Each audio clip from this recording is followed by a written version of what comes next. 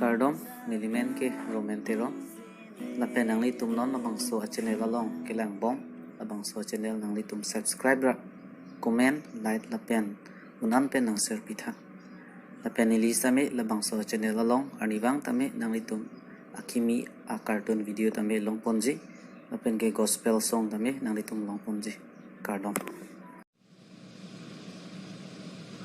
mesen lang majir po nang ke ni ke mesen lang non amat ke arna mahil sume pen pakalang mesen lang non amat ke arna mahil sume pen ko nang ke koson lo pini sande ke kosana dunjiman morui ke pam sande ludi pining suri ni rain ko ni kan pam sande ki dunji panti sik don lo alam ke chisik nang ji neta chisik ding lo ke labang so arni ki the arni ki dunji phan asi dun rapet na la nang ji po ka ke ta arna makam phan pulote aljang tang pen si du nang ji neli ke arna makam lo pulote do thek the ka ke ta re rok tok ti athe bangso arni hello hem phu anong ke the arni binong lo labang so arni le iliyong si dunde pulote komentu si tuma por chipi pen dun lang non apore do hut si ilita dunang po di toko chothanang ta pu lang ding kam li lu chunu la le chingki tham thu bom na de chobom lo kente ppc yo lo ko birik paso ret ke mat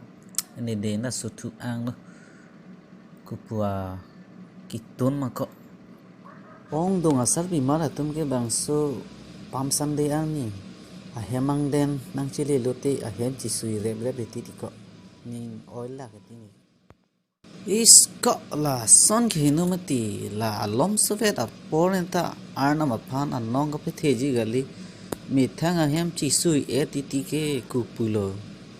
puke ilita hirzu milong le deji ko lang tha he ko theng pi theng prang votek voso lang roi lang cheng anta la pen ing longar lok anta arna ma phan ki ro parlok tok sido sita ili methang akarbi akhaya tuma phan chelang tha ong dung atum ke hemalong kang ni pejor ke do pejor sido ning duk me la sia janon ko ne ke chisik ding lo ki donji phan abang sonong ke thiar ni nang li la pen ni li don de pelote ilita ehem phu akardom him thipi kapeter pia bang lo leko la si duna itum ke de la pen paprang paphia tum ta hang jojo lo hosana hem phu amen pen kewang lang abang a hir sume atheng lo epusar david kewang lang abang a hir sume atheng lo hosana kang tuina yadim atha